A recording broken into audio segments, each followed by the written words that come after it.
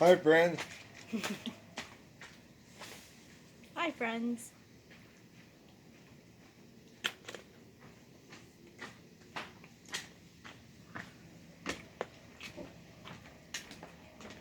I sent the normal production staff people home today.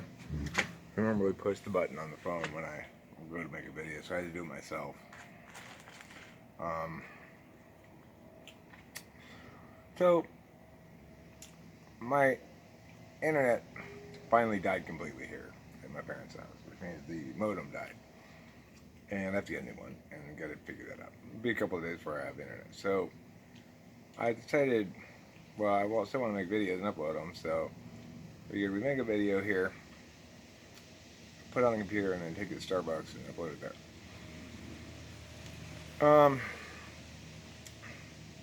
My first question, Rachel, and really the topic of this video starts with C.S. Joseph.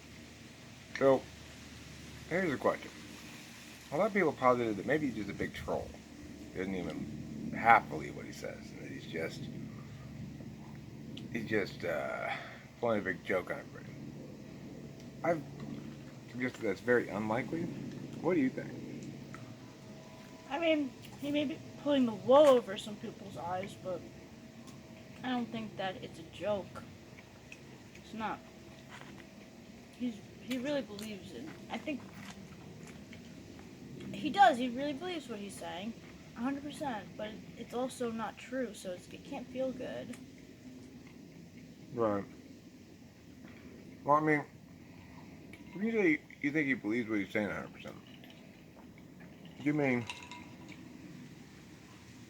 he simply keeps working on his existing basic notion without challenging it at all? Yes. Okay. It seemed like if belief were predicated on anything meaningful, then he couldn't possibly believe it because he hasn't challenged it in any meaningful way. He's not sought confirmation of it through any kind of metric that could possibly shine light on whether or not it's more or less accurate. He's resisted critique and feedback and stuff. So Yes. it seemed like when you say he really believes it, that seems weird to me because it would suggest that he's concluded these beliefs without any rational calculus. Correct. Hmm. Do you think he's a happy person? I No. posited in the last video he wasn't. I don't know the guy. Maybe he I don't is. believe so. Not really. I mean, so like, what's his mission statement in general? Like, does he have one? Does this whole thing have any sort of basic message behind it beyond just listen to me? No, not anymore. I think judging from his early videos, um, what he would do was talk about the types in his own format, which looks similar to others, but I don't know if it came from anything really. I'm not really sure where his. I think from a couple different places. Yeah. So then he started. So he did it individualized on each type of the 16, and then from there he went to compatibility, which is always intriguing to everyone, and I think he really did want to find out. But then it spurred into this whole new thing, and I don't know what happened. But I saw this one episode, he was in a car, and I was looking and I was researching about ENTPs, and he called himself an ENTP, and that's when I was like, I got very confused, and I really did stop watching his videos after that. Well, I mean, it is confusing because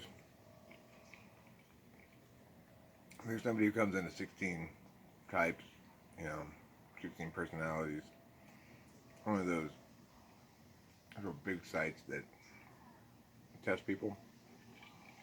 Yeah.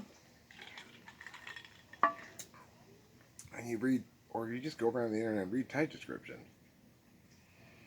You're gonna be confused because he doesn't bear much resemblance to the type description of the ENTP. Correct. And if we were to argue that he were actually an ENTP, you say, well, spends a lot of time talking, and kind of seems to like to hear himself talk. That's not inconsistent. And he's talking about abstractions of a sort. That's not inconsistent. Hi, Dad. Hello. Hello. How's it going? 6:30. You're doing the cars ready? Yeah. Oh. They had the car had they don't have the tire. They had to send out for the tire. Okay. Well, I just texted my client a little while ago asking her. What? Hey, that's fine. You got my car. I'm not Okay. going anywhere. Well, just for scheduling purposes, if I do, I'll leave here about 4. All right. Okay. And I have to hear back from her still. That's fine. Did you get the modem? No, we went to because I wanted to be back by 2, so you could go to the gym. You said you wanted the car back by 2. Well, it was certainly not a definite. Okay. The line up there, they have a queue, a digital queue. It shows you there's like 12 people. I've been there. Yeah, so I just didn't think we had time. If you want to go up now after you finished eating, that's fine. Okay, we probably will. I have nowhere I need to go this afternoon. We're just you obviously have lunch at 2:15, so you know. Yep. Okay. We're also making a video about. You remember I told you in the car today, Dad, from on the way back from Firestone about how somebody's trying to wage YouTube war on me. Yeah. Well, by which I mean simply that. Well, you had a nail in the tire. It wasn't. Oh. It wasn't fixable. It's a run flat tire. The Mini doesn't have a spare, and so they had to go find it somewhere. It'll probably be a tad before 6:30. So what time are you home? About 6:30. Yeah, because they close at 7. Okay, I'll be home before then for sure. Uh, Probably about 6 actually. Or, well, I was going to say I could meet you. Obviously, I can't meet you. No, You have to pick me up. yeah, because look, Pick me up. I start work at 4:30 if I do work, and it's only an hour today because it's with a little girl for writing class. All right. So after you finish here, if you want to go stand in line or Yeah, we'll go go. buy yourself a one, if that's Yeah, we'll figure it out. all right. So you got the car for the day. I don't have to go anywhere. I just don't have to go to the gym. I'm going tomorrow. I can go down there at the desert. All right, cool. All right. Thank God. All right. So I'm talking to the camera. I saw your little. Yeah, Yes. we're making a video. Yeah. Okay. Got a new candle, I don't know where it was in here. I don't know. No, it's been Oh, out there. it's upside down. Yeah. I saw this and I thought, oh, okay. Oh, I see. It does look like it Yeah, could be I a thought different that was candle. a new. Okay, you got it upside down. I got it. Okay. Okay. So. I think we just about have enough storage cases, huh? Mhm. Yeah. I'm glad we got that bigger unit now. Me too.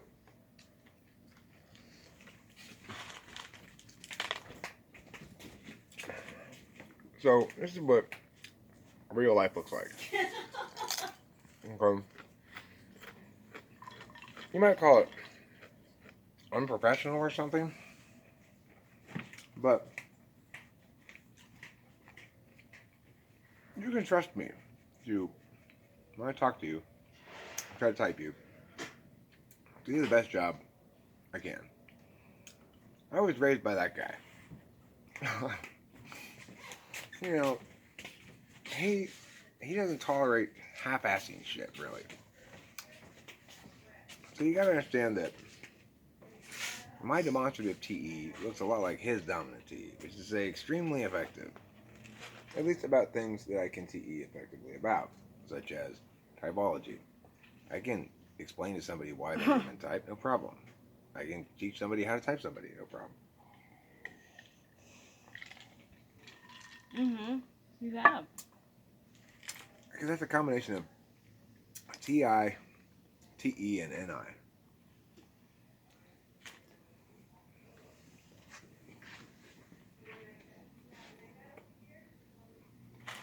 So I think that, I mean, you can see the lack of posturing here, right? I'm making the claims I'm making because I'm convinced right now they win the arguments. If Mm-hmm. somebody wants to beat me in those arguments and explain why a contradictory or exclusive interpretation is preferable, or why a non-exclusive alternative can't be included in, I'm open to hear that stuff. It could be mediated too. Moderator. Yeah. That's not a big deal at all. That would be fair. The thing is, in order to have a meaningful conversation about it, all parties have to be aware that there are certain terms that need to mean things. That's You true know, too. so Mm-hmm. one thing I keep harping on is the process attribute thing, or process versus correlate. So, just to explain what the difference is, when C.S. Joseph says, "Well, I've not seen many ENTPs playing music. This is more of an SP thing," he's talking about correlates. He's saying, in general, people who play music are more likely to be an SP than an NP, which is not true at all, but that's what he's saying. Now, there's nothing wrong with correlates. No. They can lend us some indication about what type you are. If you look and smell and quack and swim like an ENFP, then chances are you are an ENFP. Correct. Right. But we can't really be definitive about those sort of things until we talk to somebody and test the functions themselves, check for the processes. So we talked about what a correlate is. What's an attribute? Something like being creative. Well, he's creative, therefore he's a man. Or he's uh,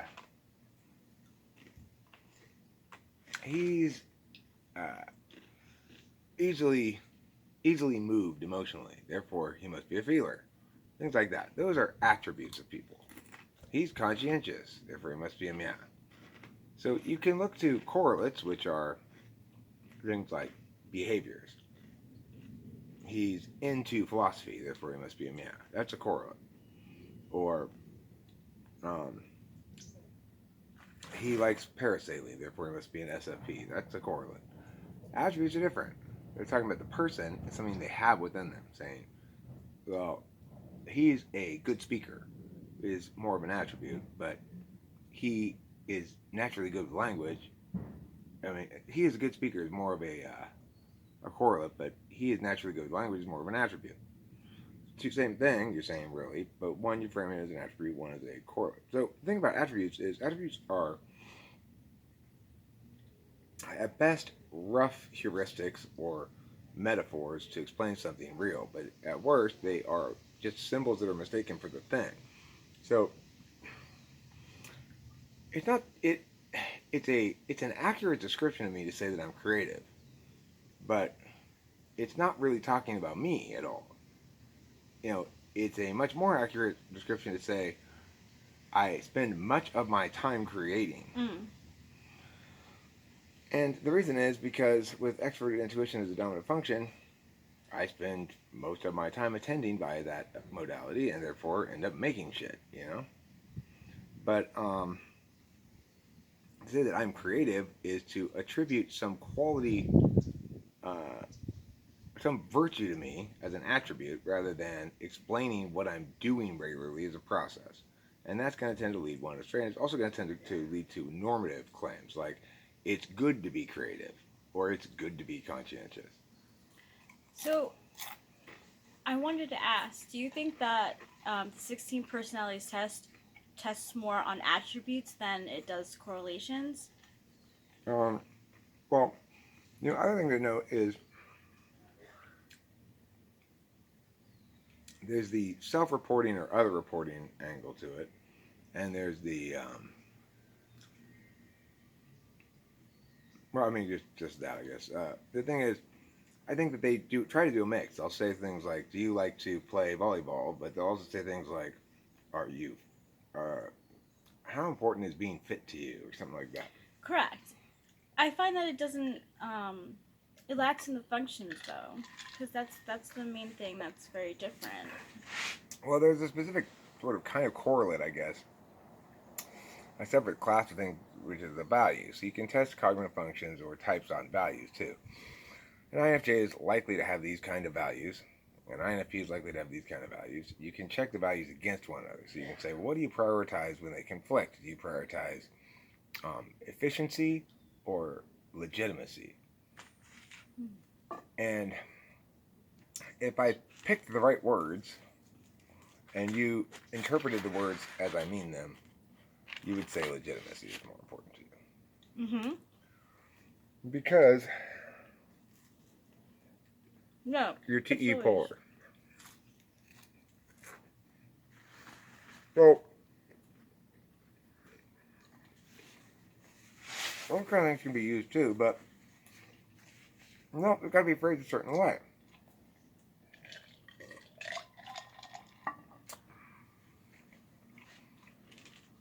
And a lot of people additionally want an example. Mm-hmm. So if I say,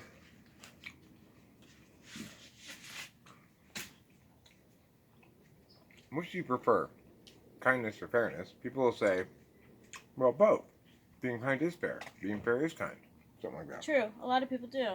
It's very hard to make a. So then when you ask the question properly, you say, when they conflict, which do you prefer?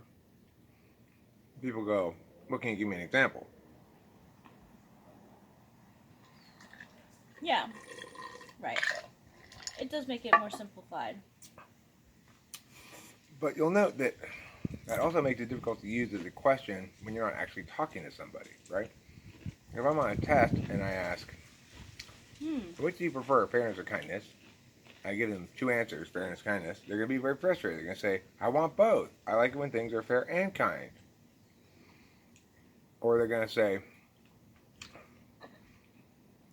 something like, I don't understand how they could ever be in conflict. Everything that's fair is kind, everything that's kind is fair. Mm-hmm. And so they answer the question one way or another, but they have no idea what the. I mean, nobody could have any idea what the answer means because there's so many ways in which a person can be confused by the question. True. It's necessary if you want to type someone properly to talk to them, ask them questions, and try to narrow things down to some skill sets. Because there are some of the functions are skill sets, as I've talked about lots before. TI is a skill set you can test directly. Mm-hmm. SI is a skill set of sorts you can test directly. NE also is a skill set of sorts you can test directly. Now, how definitive are those results? Well, it's hard to say where exactly the lines are, but there is definitively a spectrum of ability in those areas. So,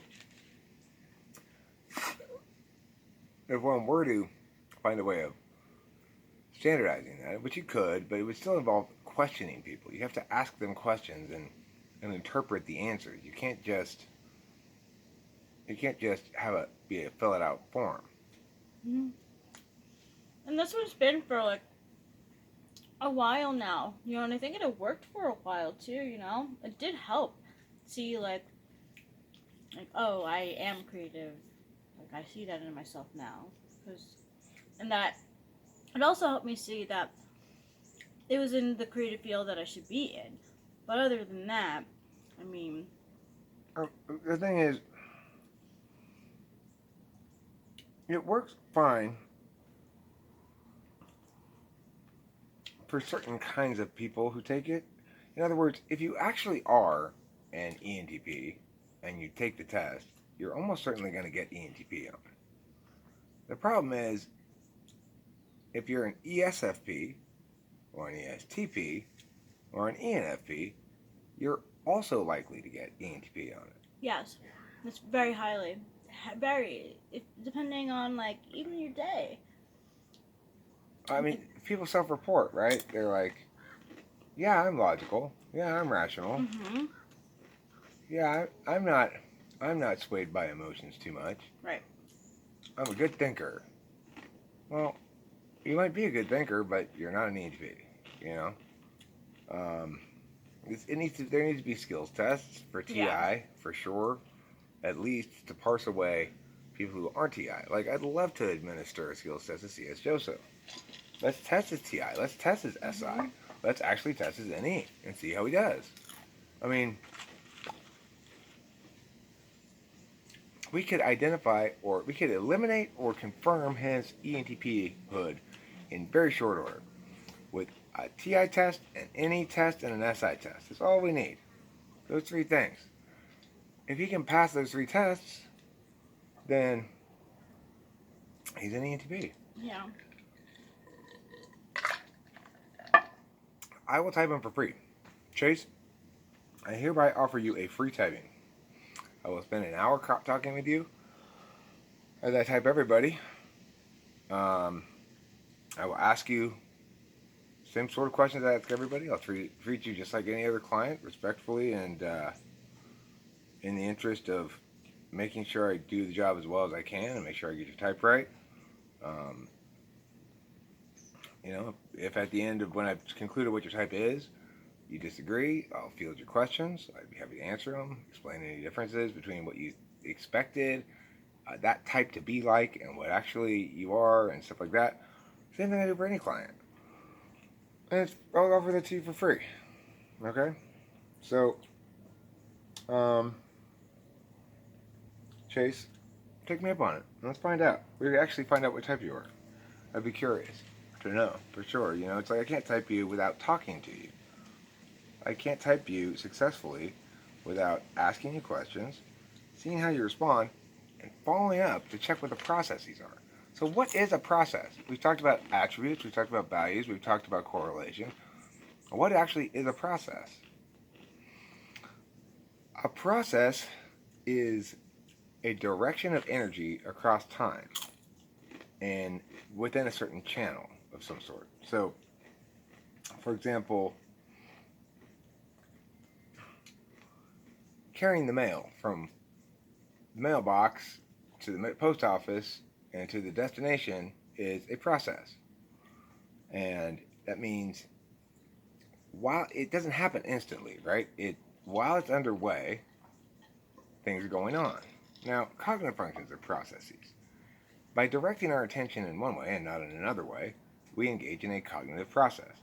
Right now, I'm doing TI mostly. I'm saying TI and TE. I'm saying, here's the logic of the taxonomy here. Why are processes different than attributes? Why are processes different than correlations? And why do we need to distinguish between them? These are all TI questions, and they're setting terms and defining them so that we can have a shared lexicon and we can actually discuss something, and maybe, you know, you might learn something. Yeah.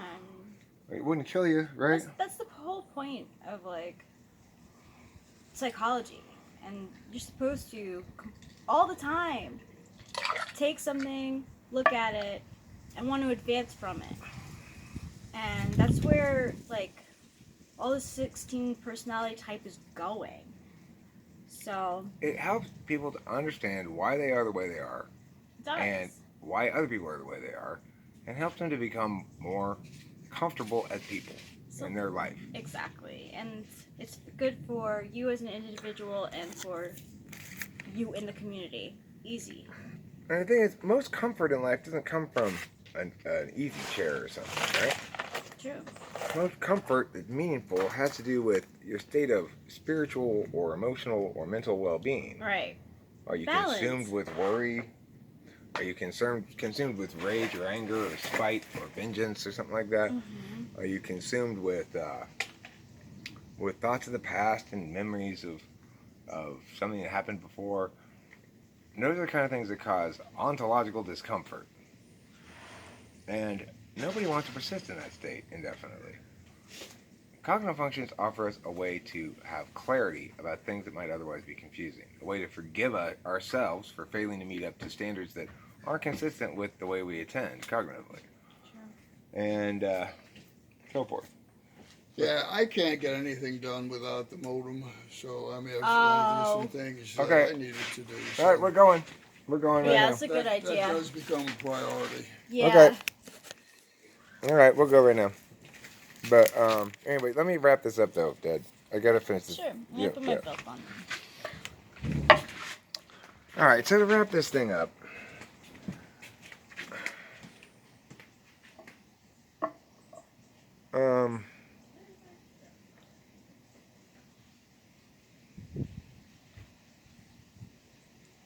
it matters whether or not you understand, whether or not you have the right type.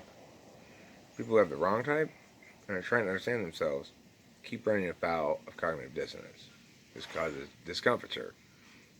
And you can see it in C.S. Joseph, in Chase, and his ways. He desperately needs some right information that he can build off of and grow as a human being. So, offers on the table, Chase. Free typing from host Eric, so you're going to actually be typed correctly, offered to you. You shoot me an email, call me, whatever. We'll schedule a time. I'll work around your schedule, no problem. We'll film it. And if you want to publish half of it on your channel, half of it on mine, that's fine.